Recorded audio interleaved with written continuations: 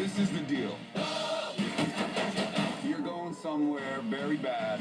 Alright, so this is going to be my review for Suicide Squad. Just came out this year, 2016. I saw this last weekend in Chicago with a couple friends. And I was pretty excited to see this, actually. I never followed the characters or the comic books, really, but thought it looked pretty interesting, you know, doing something a little different with the comic universe. And it was basically, you know, DC trying to catch up to Marvel. Marvel's doing the whole Avengers, getting everybody together from their individual movies, doing a collaboration. And this is the start of DC trying to do that, you know, before they do their Justice League movie.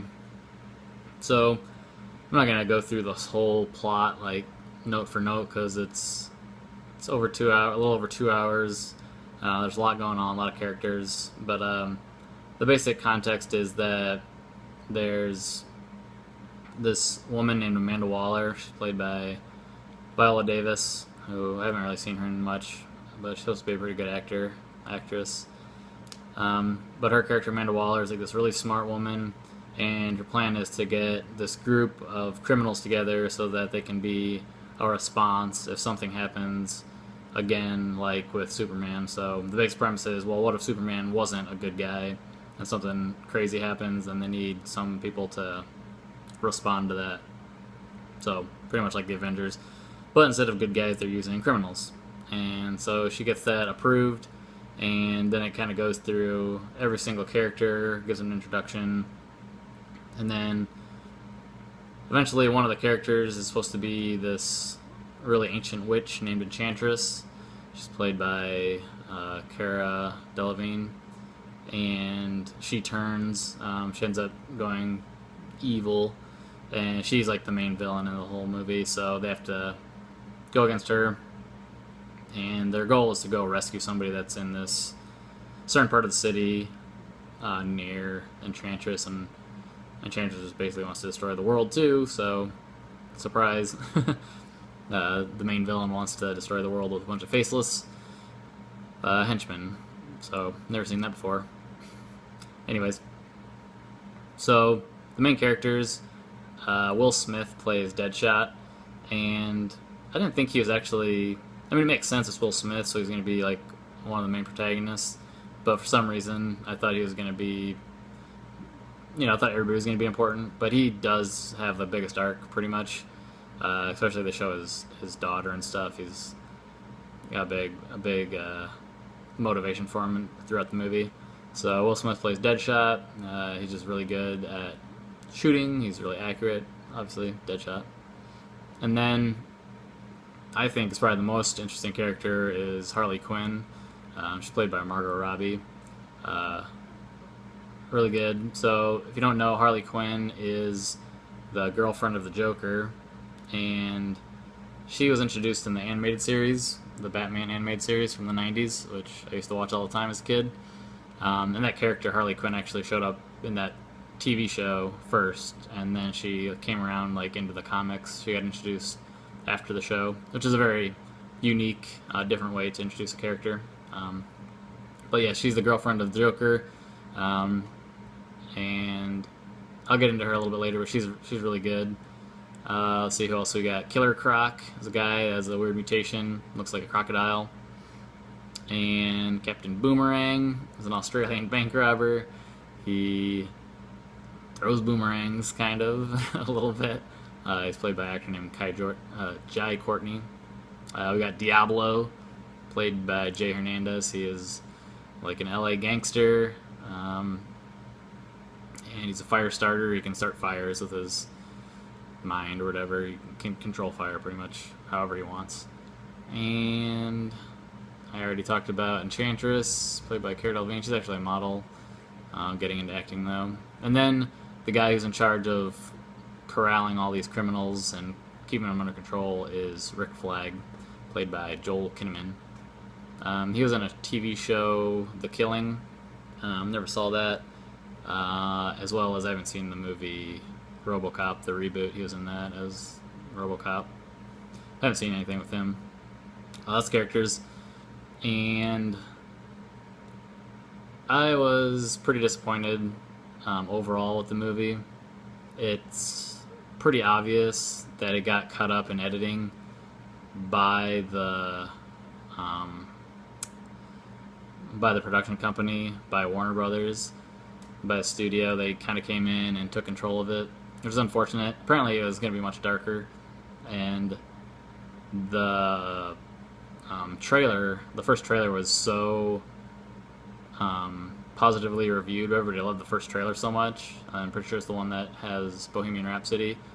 That after that trailer, I think they kind of went back, redid things, tried to make it lighter mood because people liked the trailer so much. They wanted to have that same kind of mood throughout the movie, which I think got in trouble. There's problems with the script. There's problems with the acting. Just the pace of it overall is kind of weird. You'll get going with one storyline and then it jumps, and it kind of jumps around too much. And the main plot lines that it's kind of jumping between two, like, and not very smoothly, is this whole main story is with Amanda Waller putting this group together and then having them go against this enchantress. She's trying to destroy the city, maybe the world, whatever. But then there's kind of these side plots where they're trying to give certain characters backstories throughout the whole movie. And it just kind of like drags on with a lot of them. Especially, like, I didn't mention, there's a character named Katana. She's like a samurai. She kind of gets part of a backstory about her sword trapping souls, but just kind of done through exposition by other characters, and kind of happens late. Oh, then there's another character, Slipknot, who isn't in the movie for very long. He doesn't get a backstory at all, really. But yeah, so it's all these little plots, and then the other big one is the one with Harley Quinn and the Joker. So the Joker is played by Jared Leto in this, and there's a lot of pressure coming off of Heath Ledger's Joker, which is amazing, and he won an Oscar for it. And then, before that, Jack Nicholson playing the Joker, more pressure there too. So people were going to be very critical about somebody playing the Joker, no matter what, no matter who it was. But then, like, pictures came out of him, the way he looks, he's like all tatted up, wearing grills, and all this kind of thing. For the most part, I thought he's okay.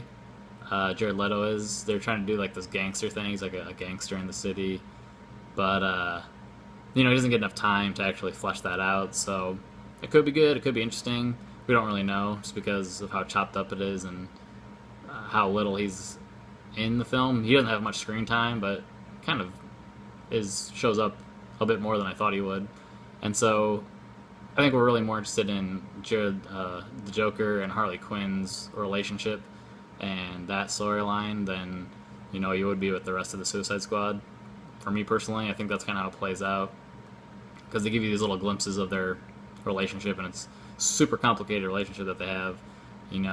She was a therapist in Arkham Asylum, and then he convinces her to break him out, and he pretty much has this controlling relationship over her, and it's this crazy weird relationship, and it'd be nice to see a whole movie about that. But anyways, overall it's okay. It was enjoyable to watch for the most part. It definitely has problems. There's too many characters. Like, Captain Boomerang doesn't do anything. Killer Croc doesn't do anything. The acting's not that great by everybody. Joel Kinnaman, who's playing Rick Flag, is not convincing really at all. Same with his... Oh, there's another side story. His girlfriend is June Moon, who's the body that is being possessed by Enchantress. Cara Delevingne is playing Enchantress. She's not a good actress. She just kind of like does this weird like squirming around the whole time when she's Enchantress. It's like, okay, stop doing that. I don't know why you're doing that all the time. Those two aren't very good. It's just a lot of characters, not a lot of them developed. They should have developed the few characters that are there that are interesting, like Harley Quinn and Joker, versus throwing in, Boomerang, who doesn't do anything, and Diablo, who has kind of a side story, and his background's not that convincing either. Deadshot, with Will Smith playing him, is okay, but you know, they're supposed to be bad guys too. They're supposed to be criminals. They're supposed to be really, really bad, and they just from the start, you know that they're gonna be these anti-heroes that you root for. Not even secretly, you just do because that's how they play them the whole time. So Will Smith is okay in it though. Margot Robbie's really good. Actually, I like her. She does a good job as Harley Quinn. She plays the role really well. And they've already talked about her getting like a solo movie, and that'd be interesting. So I just heard something that was pretty interesting. Like her whole outfit is pretty different for Harley Quinn. What she's wearing, like these little shorts and a torn up t-shirt. Apparently that's from like photos of Debbie Harry back in the 70s. If you don't know, Debbie Harry is the lead singer from Blondie, which I really like. Blondie, it's a good band, and I love Debbie Harry. She's awesome. So I'll put up a little picture here showing the comparison. It's kind of crazy. It's cool though. It doesn't really matter that they took that look from her. So, and then Viola Davis is pretty good too as Amanda Waller, but there's also problems with that character too. So yeah, this is getting kind of a long review, but a lot of hype. I think it's underperforming, but it's still making a lot of money. People are still going to see it. I don't think it's as good as everybody wanted it to be. Like I said, I think it's a lot to do with the studio interference. I don't know if I mentioned this at the beginning. I don't think so. It's written, partially written and directed by David Ayer, who first rose to fame. I just watched one of his last movies, Fury, with Brad Pitt, Shia LaBeouf, about World War II. And I thought that had decent parts, but also lacked some character development. David Ayer is kind of an interesting director. He wrote movies like Training Day, but then he started directing like Harsh Times, Street Kings, and End of Watch. So a lot of these gritty kind of LA movies. So it makes sense to have him do this kind of movie, which sounded like he was going to do, and he did do and filmed, but then there was like studio interference, and they came in and cut it up, tried to make it too light and a little bit too jokey and matching that first trailer like I talked about. So that's unfortunate. I think that's happening with a lot of these movies, especially these superhero movies or just franchise movies. They get these directors for a reason. They have a really good style and they like what they do, but then they make the movie and the studio comes in and interferes with it. It's like, well, you're hiring this guy or this director, guy or girl, to direct a movie the way that, you know, they see a vision for a movie, but then if you go in and change it, it's going to be different. It doesn't work. You're messing with that, and it's dumb. I mean, you know, you let somebody go like Christopher Nolan, you let him do what he wants, and he makes an amazing movie like The Dark Knight.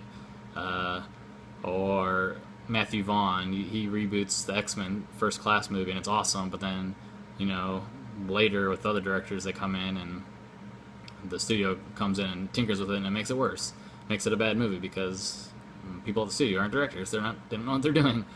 Another example is Joss Whedon did a really good first Avengers movie, and then the second one, I think the studio came in a little bit too much and messed with it. So just let the directors do their thing. That's their job. Your job is to finance it and market it. You're not a director. Anyways, that's my rant. So my rating for this is going to be 2.25 out of 5. Right around the middle. Like I said, it's okay. It's a decent watch. Has good parts. It's just it's just one of those movies that you know that could be so much better, and not even. It's just like little things that could be better. Just get rid of some of those extra characters. Focus on the interesting ones. You know, let the director do what he's supposed to do. So, it was better than Batman vs Superman. I think there's more problems with that. A little bit more fun because maybe a little smaller in scope.